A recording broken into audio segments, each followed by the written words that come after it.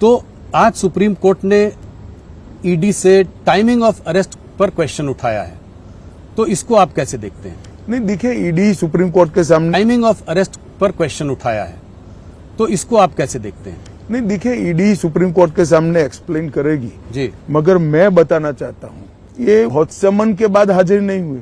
पहले समन में अगर आए होते तो चुनाव के 6 महीना पहले अरेस्ट हो जाते। बहुत बार समन्स दिया गया, वो आए ही नहीं। अब उनकी धर्मपत्नी सुनीता केजरीवाल जी कह रही हैं कि उनको इंसुलिन नहीं दिया जा रहा है, वहां पे उनको ठीक से रखा नहीं जा रहा है, ये उनको मारने की साजिश है। देखो भैया जी, तिहाड़ जेल दिल्ली सरकार के अंतर्गत आता है, जिसके मुख्यमंत्री केजरीवाल जी है।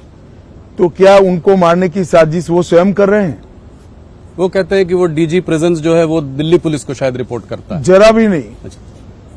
प्रिजन सीधा दिल्ली सरकार को रिपोर्ट करता है, तो इसमें आपका कोई सवाल ही नहीं पैदा होता। ईवीएम पर सुप्रीम कोर्ट का फैसला आया। ऑपोजिशन ईवीएम के बारे में बहुत सालों से बात कर रही है, हर बार नारा लगाती है कि बीजेपी सिर्फ ईवीएम की वजह से चुनाव, बहुत सालों से बात कर रही है, हर बार नारा लगाती है कि बीजेपी सिर्फ ईवीएम की वजह से चुनाव जीतता है।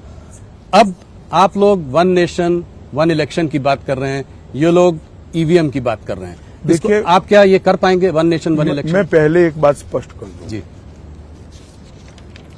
राहुल गांधी जी जो बोलते हैं वो सोच विचार कर नहीं बोलते हैं। अगर हम ईवीएम के कारण जीतते हैं तो तेलंगाना में क्यों हारे, तमिलनाडु में क्यों हारे, केरल में सालों से क्यों हार रहे हैं, हिमाचल में क्यों हारे, बंगाल में क्यों हारे? या तो राहुल गांधी ने स्पष्ट करना चाहिए कि ईवीएम से आए नतीजों में हम जीतते हैं तो भी शपथ नहीं लेंगे, जी, जीतते हैं तो नए कपड़े पहनकर शपथ ले लेते हैं, हारते हैं तो ईवीएम पर ठीकरा फोड़ते हैं। किस प्रकार की राजनीति है भैया? जब आप जीतते हो तब ईवीएम सही है, जब हारते हो तो ईवीएम नकारा है। क्या देश की जनता ये सब नहीं समझती? क्या देश की जनता इसको समझती है? मगर मुझे तो आश्चर्य हो रहा है, इतनी बड़ी पार्टी अपने नेता के एडवाइजर क्यों नहीं बदलती है? मैं दूर से देखता हूं, मुझे आश्चर्य होता है।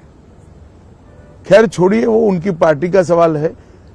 वन नेशन वन इलेक्शन हमारा संकल्प पत्र का मुद्दा है और हम उसको जमीन पर उतारने का पूरा प्रयास करेंगे। तो अगला चुनाव 2029 वन नेशन वन इलेक्शन होगा। देखिए, तो संसद को निर्णय करना है, परंतु भारतीय आपकी जनता पार्टी जरूर प्रयास करेगी और उसको जमीन पर उतारेगी।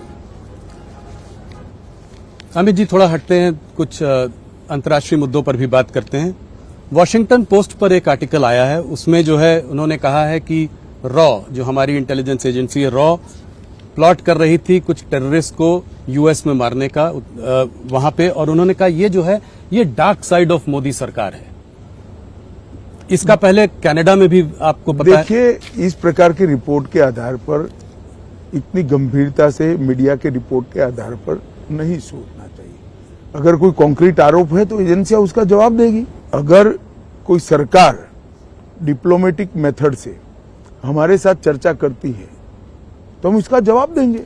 कनाडा में निज्जर के मर्डर पे भी ये बात हुई थी कि जो है ऐसे आरोप मीडिया में लगने से मैं नहीं मानता कोई गंभीर सवाल खड़े होते। इसी से जुड़ा हुआ एक और रिपोर्ट आई थी, वो गार्डियन पब्लिकेशन में थी, उसमें था कि पाकिस्तान में 20 टेररिस्ट को जो है इंडिया ने, फिर रॉ की बात थी, कुछ लोगों को इस्तेमाल करके वहां पे उनको मारा, टेररिस्ट को वहां पे मारा पाकिस्तान सॉइल में।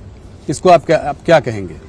देखिए, किसने मारा ये तो ढूंढने का सवाल है, परंतु मैं इतना निश्चित रूप से मानता हूं कि ये तो एक्सपोज हो ही गया कि पाकिस्तान की